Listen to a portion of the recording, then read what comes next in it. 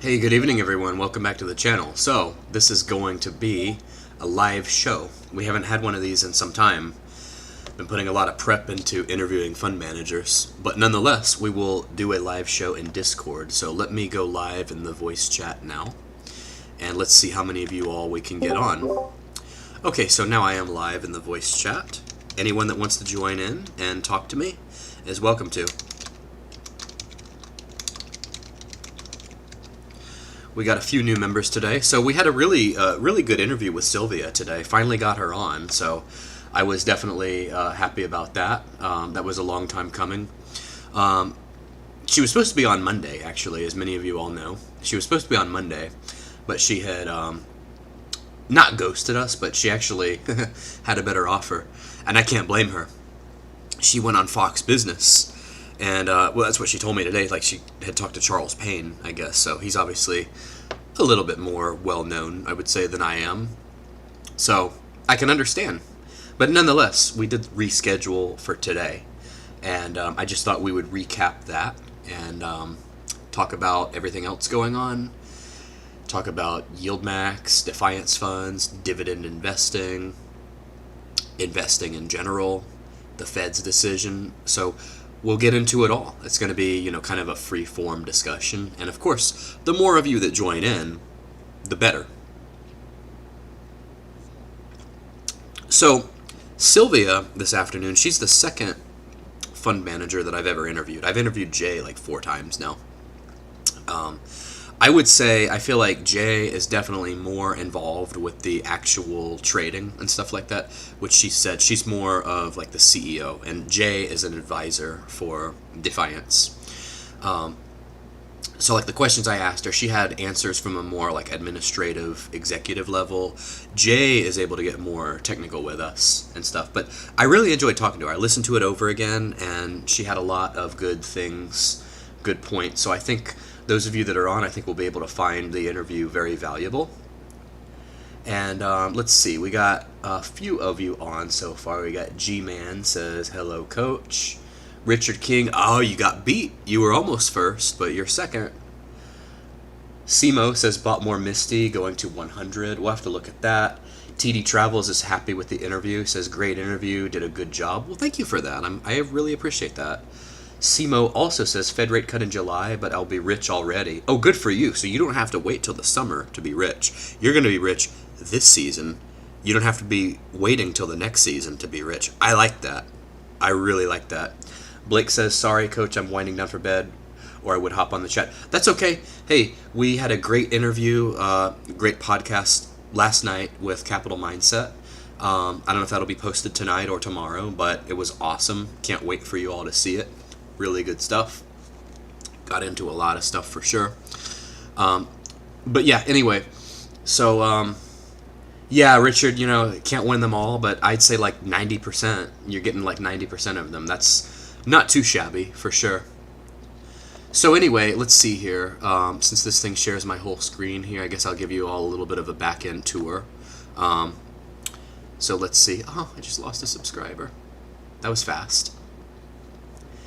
You know what happens when I show people in real life my channel? They subscribe, and I swear, as soon as they leave, they unsubscribe. Not that I would advise anyone to do that. I think you're missing out on excellent content, of course. Am I a bit biased, or what? Anyway, with that being said, what I wanted to show you all, I don't know why I'm on the back end here. I want to show you all my poll that I posted today. And I'll show you all the Discord link, too. So if you all haven't joined Discord, definitely do. So let's see over here. Okay, so in the community tab, definitely vote on the poll and let me know how awesome you thought the interview was today. So far, almost half of you thought it was excellent. In the single digits, came in above average. 14% of you thought it was great. Only 5% of you thought it was just good. 24% of you agreed that you could see why she chose Charles Payne over me, which, in all fairness, I agree with you. I mean, like I say, he's a little more well-known than me, right? So anyway, thought I would show you all that. Since we had a commenter mention Misty, let's go look at those Misty returns. So YieldMax has some oddly named funds. We've got Misty and PP. Those are definitely not the first fun names that you might think of when you're thinking of naming a fund, but it is kind of funny, I guess, if you have a sense of humor, that is. So let's see, we were at 40.06 today in the Misty fund. We have now been trading for, I'm probably going to get some FOMO when I look at this. Let's see here, come on, chart. We have now been, stupid thing's not refreshing.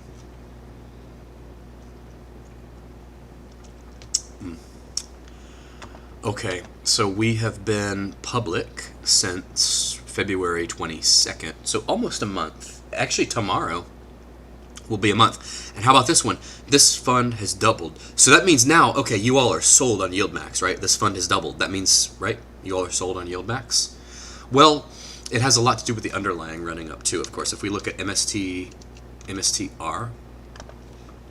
the underlying, look at this. Now, if you want some FOMO, check this out. In the last, like, just year to date, right? We started at 685. We dropped to 499, 494, and then we've shot, we shot all the way up to 1766. So last Wednesday, somebody actually told me they sold out of Tesla and they went in big on this one, and they made back all their Tesla losses on this fund. So that's pretty incredible. Let me know if anyone wants to join the voice chat, because I would definitely like to have participation in the voice chat. Sonia, if you're on, join the voice chat again. A lot of people enjoyed hearing from you last time. So I think in the Discord we're up to like 205 members now, which is awesome. But a lot of you don't say a word in there, so it's only a few that talk. I talk a lot more than I used to, but I kind of want to take a back seat and appoint some admins and stuff like that. So let's see. We had like 5 people that we picked up today, so that's 173, 83, 93, 203. We're at 210 now, actually, so 210 members. So we're definitely growing for sure. But what we have here in the bottom left corner is the voice chat. Right now it's just me. I anticipate this is going to be this way for a couple months as you all get familiar with the voice chat. But anyone that wants to hop on at any time is more than welcome to talk in the voice chat with me. And you can talk directly to me. You can ask me any question. You can pretty much say anything. I'm open. You can bash YieldMax if you want. You can tell me you love YieldMax. Either way, I don't care. You know, this is a free and open Discord. So anyway, let's see here. Okay, so the market has really been kicking ass today, and the last couple of days actually. If you look at it, the Dow in the futures, not only in the futures, but as of close of market today, we crossed 40,000. Now, I rarely look at the Dow, but this is worth pointing out. We crossed 40,000 in the Dow, and that is a new milestone. So we opened the year at 37,005 something, or 37, almost 38,000. And then we're at over 40,000 now. So from the 15th, look at that, we've gained like 1,400 points in the Dow. So that's all new records, right? And then if we look at the S&P is at 5304. So I think every index at this point is at all-time highs. Look at this, since the beginning of the year, we're just on a roll. We're already up like over 15%, I think. Let me do the percentage on this real quick, actually, since I'm only talking to myself for now. Let's see here. I'll look at the excuse me, the iPhone stock app, and we're up 11%. I was saying something like 15, but 11% is actually. Hold on, there's a big difference in the futures here. It says it closed at 52.41, but the futures are showing 53.04. Let's look at the NASDAQ now. Something's off about this. I'm sorry. I shouldn't even be. The NASDAQ actually closed. I'm sorry. You know, these futures are completely off. The Dow has not crossed 40,000. We may cross it by the end of the week. We're at 39,781, 37. The NASDAQ is at 16,401. And then the S&P 500 is at 52.41. So percentage-wise, we are at 11% for the NASDAQ, and I think the Dow has actually done 5.5%. S&P Get this one, S&P and NASDAQ are performing almost on par this year. The Russell 2000 does happen to be over 2,000, by the way, at this point. We are up 4.26% here. So Dissector, I see you asking about QTUM. Didn't you ask about that on the live stream with Sylvia? Or is this a different one? I have to check now. I thought it was the same one. I like it. Honestly, I think it's their #1 fund. And didn't she say the same thing? So what else do you want to know on it? We're up year over year. We're up 38%. If I look back to 2018, we're up 150%. Since the bottom in 2022, we're up 65%. Wait a second. So then how can we... Oh, no, 38%. Year to date, we are up 15.05%. So that looks good, I think. I mean, you own some, right? Are you looking to buy more? It's not YieldMax, but I think it's good. It happens to be Defiance, which not everyone likes. Orion says, you doing anything to prepare for a correction? Well, I always try to correct my behavior to prepare for a correction. That's a little bit of a joke. I know you mean a market correction. To prepare for it? Not really. I'm confident in my index funds. The one thing I might do differently during like a recession and whatnot, other than drinking more, I might, like in my 401k. So here's what happened. I did phenomenally last year. I actually made more in the account than a full year salary. Okay. But 2022, I was down almost as much as a full-time salary. So net and net since like the end of 2021, I'm up, but the loss in 2022 really ate into that gain in 2023. So that gain in 2023 was awesome, but what I would do differently, I guess this would fall under trying to time the market, but I would try to rebalance into like a stable fund. If I knew, so if I could go back in time and I knew like January 2022, okay, they're going to cut interest rates, I would rebalance the whole account into the stable fund, and then I wouldn't have all that downside, okay? But typically, even if I am fully exposed to the index funds that I'm in, I know they're going to drop maybe 30% in a down year, but they'll be up 40 or 50% the next year, right? So I would like to avoid that downside and have all the upside, right? It's kind of the opposite. Like YieldMax has all the downside but limits the upside. I kind of want to do the opposite. Not bashing YieldMax, by the way, but I kind of want to do the opposite when it comes to my 401k account here. MPW, I want to say is a safer dividend play, right? Yeah, Medical Properties Trust. How in the hell am I not following this one? Okay, year to date, we opened the year at like an even $5. We dropped to like 307. Since the bottom, we're up 38% since January 17th. So over 2 months, we're up like 38%. If I zoom out for 2 years, we are on a downward trend. We are 79% in the hole.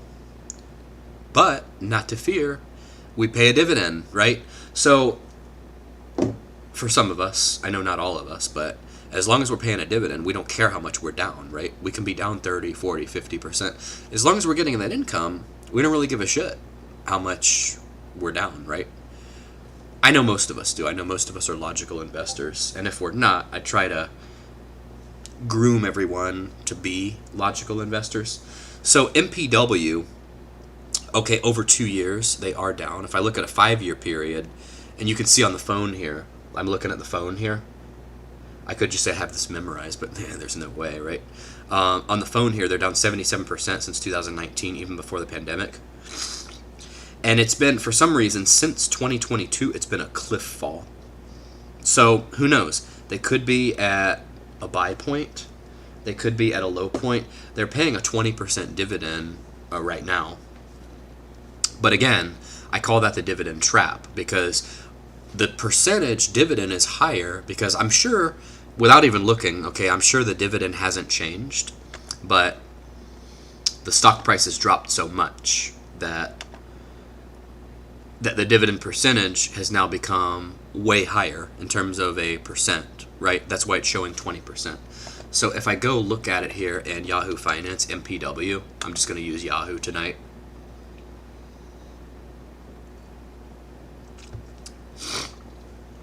If I look at, let's see here, if I look at like 5 years, the chart would drive me to drinking. If I look at 1 year, we're still way down. Okay, since July 2023, we dropped from $10 to down to like 307. But then we've come up from there.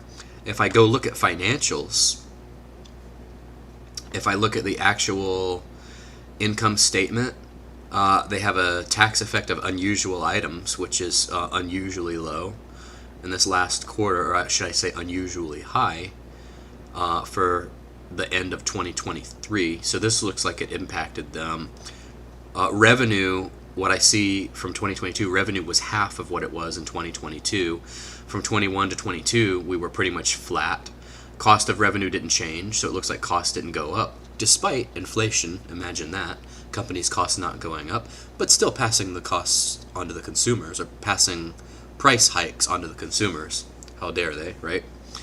Operating income, ooh, look at this one, from 2021 to 2022 was almost the same, but then 81,000. So something happened this year, something that I'm not quite seeing. I'll have to probably Google some news about this. Something happened this year for sure. Net non-operating interest, and then it abbreviates it here. It's negative 410. It's been negative for the past like 4 years, trailing. Other income expenses. Gain on sale of security. How about this one? It was positive this year, but it was a negative 1815 this year, and I believe this is in millions. Pre-tax income was at a loss. Tax provision. Net income, diluted net income. Have I bored everyone with the accounting yet? Basic average shares, diluted average shares, no change, so no share dilution. Total expenses are going up every year. Net income from continuing, so on and so forth. Normalized income, look at this, a big swing from 2022 to 2023. Interest income, negative. EBIT, EBITDA, looks a little bit better, but it's still half of what it was in 2022. Reconciled cost of revenue, depreciation, and all this gives us a bottom line of from here to here. Huge change. Tax effect of unusual items. So we'll definitely get to the bottom of this one. I don't want to spend too long on it. But if I go to the cash flow statement, cash flow is positive. 2020, we're here. We were up in 2021, down a little bit in 2022. 2023, we were down again. Trailing 12 months, we were down. If I go to quarterly, let's see if I can kind of see anything under the covers here. Okay, quarter 2 was half what it was in quarter 1. We were back on track in quarter 3. Quarter 4 was on par with quarter 1. Okay, so something happened to this company for sure.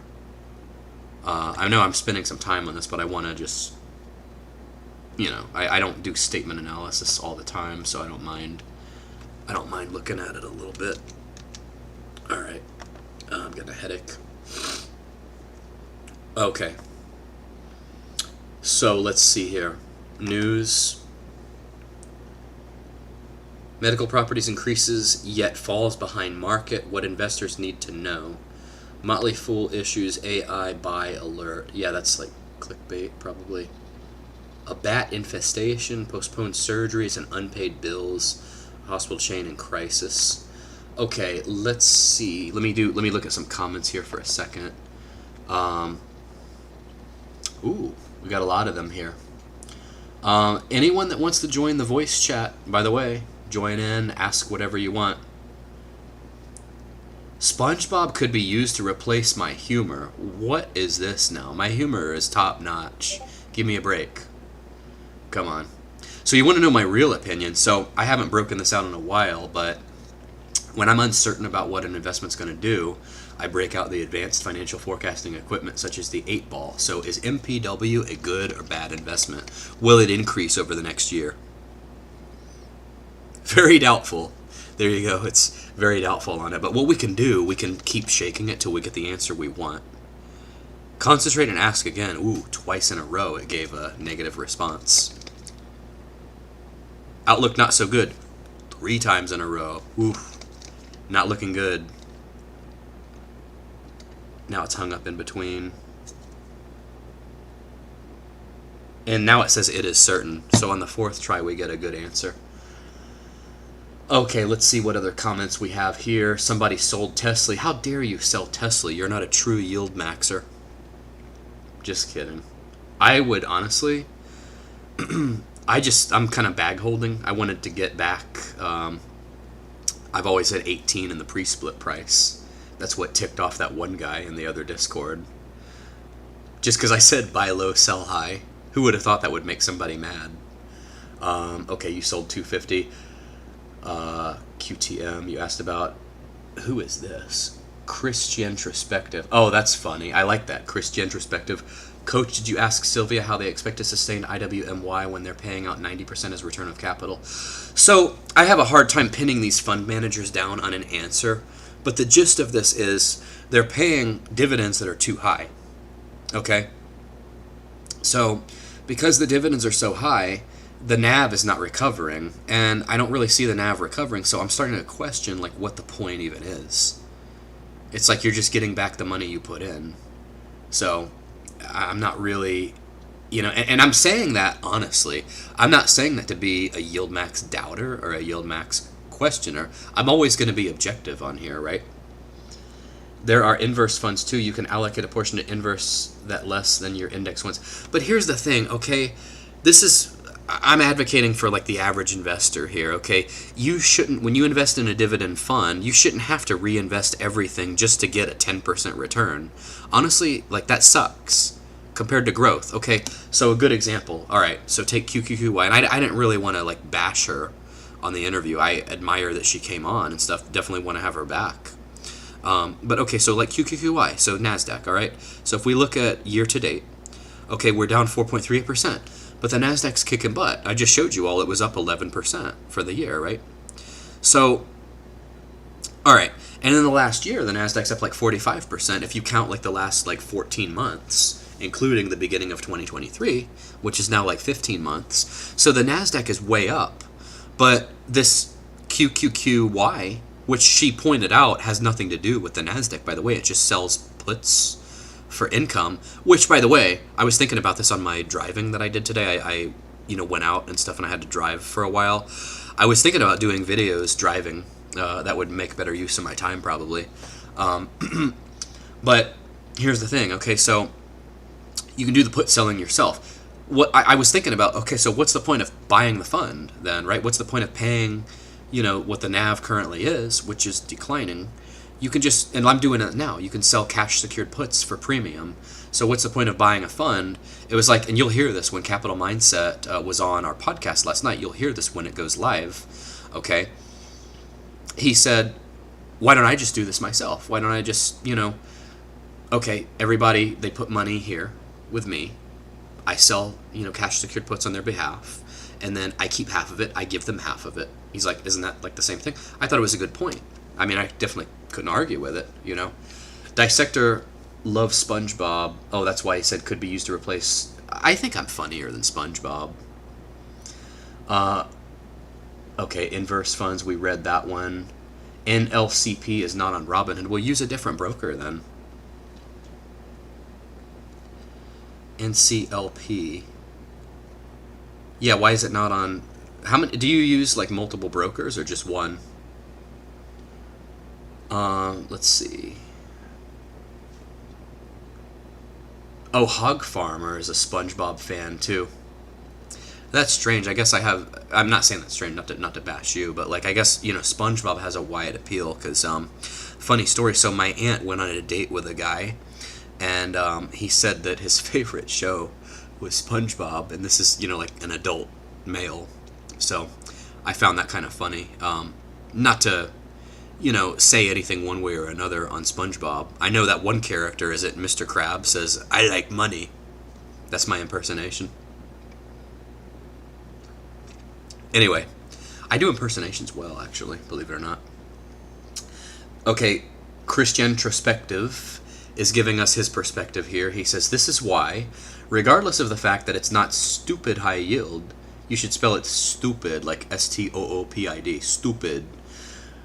Regardless of the fact that it's not stupid high yield, but Maine is, and always will be, my favorite monthly player, or payer. This is, oh, you said the same comment twice. What is it? You think that's going to increase the odds of me reading it? I mean, I read most every comment anyway, as long as it's good. I read most every comment. Okay, you said Main stock. Main Street Capital Corporation. 6% dividend yield. So this is like a safer dividend yield. It's up 6%. It is, since October, since the Halloween lows, I call it, 22% up. So that's pretty good. But again, there's so many funds out there. Like, what's the point of like buying this one when you could own the NASDAQ that's up 45%, or the S&P, which is up like 35% in the last 15 months. TD Travels, who also sold Tesla today, I think he said, I had Maine back in 2020 and it was $23. Sorry I ever sold it. Now, that happens a lot. So if you all want to learn a lesson from the coach, which is I think what most of you are here to do, I have found when I backtest all of my stock sells, I would be better off just holding on to my winners and getting rid of the losers, which is kind of the opposite of what I actually end up doing. I sell a lot of winners like for a gain, and I end up bag holding with the losers. But I've found, like, whether it's Apple, whether it's like Cisco stock, Starbucks, I could name so many companies that I've been in. Discover Financial, Bank of America. There's a couple of airlines I've been in. Like, I could name so many of them that if I just stayed in, I would have continued to make money instead of selling, buying into something that turns out to be garbage. So that's my thing. I need to just stay in the ones that are up. Okay, let's see here. You said, no, for some reason it didn't show up after I sent it. Oh, okay. I get it. Oh, so you're explaining why you commented twice here. Okay, so we got 30 of you on. No brave souls that want to enter the live stream with the coach. Where's Sonia, by the way? She was commenting earlier. She said she seemed like she was excited for the happy hour. Welcome to our new members, by the way. They've all been quiet, other than joining. They've all been quiet. So that kind of, leaves me wondering. Okay. Well, come on, you all. What does the cat have your tongue or something? Talk. Chat. Okay, so the Fed meeting was a real jolt for the market, for sure. We're looking really good. Like I said yesterday, I got out of my Mara holdings for a nice gain. I did what I was trying to do the week before, eked out $1,000 profit in 2 different accounts. So that's pretty nice. That's not quite to the level of what some of the others in the Discord are doing. But I'll take it. I'll definitely take it, for sure. By the way, so we do have curve funds coming on. I'm glad I just remembered that. We have curve funds coming on tomorrow, so I need questions for the curve people. I've got a few of my own. Oh, look at this here in the Discord. Let me go back into the Discord here. Let's highlight what Alpha said over here. So he was asking some really complicated questions. So in the thread, do we have any new? No, Dissector's the only one that's asked a question so far. Unbelievable. I tried to solicit questions in other Discords. I accidentally got kicked out of one.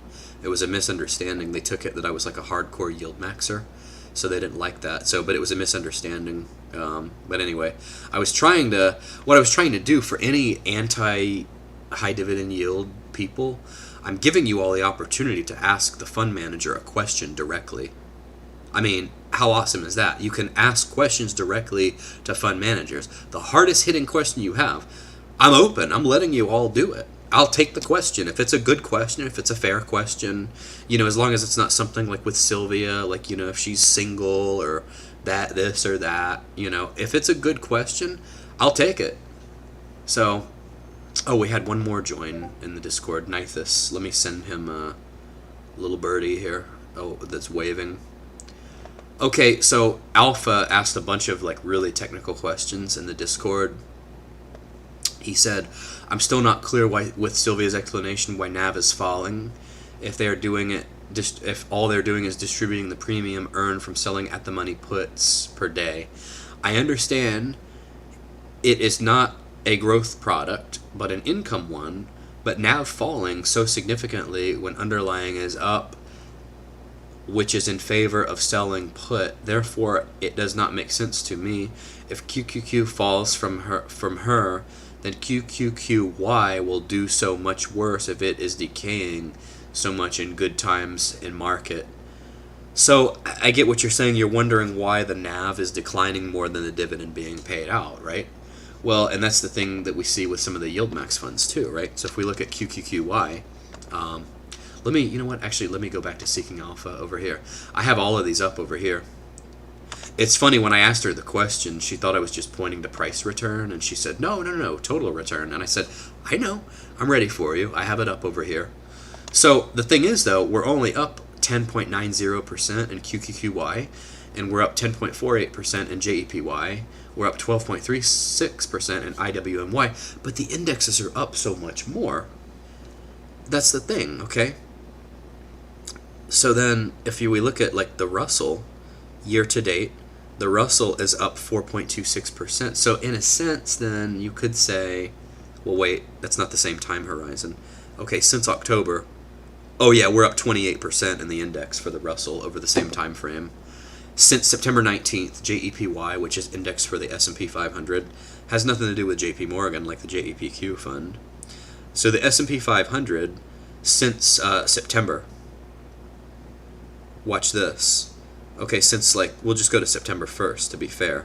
So since September 1st, we're up only 16% in the S&P. So that's actually not terrible, but if we look at the bottom in October, we were up 27% in the S&P 500. The QQQY for the NASDAQ is only up 10.9% since inception, but if we go back again to September in the NASDAQ, we're up 14.63. So actually, over the same time horizon, it's not terrible. But if we look year to date, like right now, year to date, we're up 3.44% in the QQQY. We're up 11% in the NASDAQ. So we're underperforming the index, but we're paying the dividend. I guess now that I'm comparing proper time horizons, it doesn't look as bad. But still, like Mr. Alpha said here, why is it, not only down like with the dividends being paid, but more? That's a valid question, and I really feel like they're not answering it. And I try harder each time to press them, but we'll just have to keep trying, back to the drawing board each time. So let's see now. As a starter position with YieldMax, NVDY, or Tesla, arguably Tesla's been beaten down, better opportunity. Probably NVDY, but it's kind of really high at this point. ANET is a nice growth stock. ANET just came up. I think it came up on our podcast yesterday. Is that Arista Networks? ANET, it's funny you say that. So when people keep talking about the same thing, that means it's good, right? The more that people talk about it, right? Well, no. I think you're onto something there, because we did talk about this. We're up 31% for the year in Arista Networks. Year to date, we are up, year over year, we're up 83%. Could it keep running, though? Let's see. Since, if we go back 2 years, 124%. 5 years, 305%. 10 years, 2,115.27% over the last 10 years. How about that? That one, folks, looks good. Here is Christian Perspective again. I'm up 100% on Litecoin using these crypto trust plays to offset loss of NAV from Defiance Fund. That's not a bad idea. You were talking about Litecoin. There's one account that I got into a Litecoin fund that a subscriber had mentioned, and I think, was it just LTCN itself? So LTCN is up 48% on the year. So that's pretty good. All right, folks, well, I think we've hit the point of what I would call diminishing returns from an economic standpoint. We had 33 of you on. We're down to 26 now. No one's joining the live stream. So I thought you all might. I mean, you all are on the live stream, but you're not joining the voice chat, which is what we want. I want you all to join the voice chat so we can have a nice chat. Where is Sonia, by the way? I thought she'd be on. I thought at least 1 or 2 people would join. But I get it. I guess it's going to take time because it's something new. One day we'll get 50 of you wanting to join the voice chat at a time. But anyway, well, I guess that it's not going to happen tonight. So I've already gone 35 minutes. Well, anyway, you all, thank you all for tuning in. Thank you all for your support on the Sylvia interview. I enjoyed it. We're going to have Curve funds on tomorrow. Submit your questions for Curve. I've got to really prep for that because they asked me for a list in advance. I said I would have it to them today. Haven't quite done that. So I definitely need to work on that. Anyway, thank you all for tuning in. Like, comment, and subscribe if you haven't already. And join the Discord. And we will see you all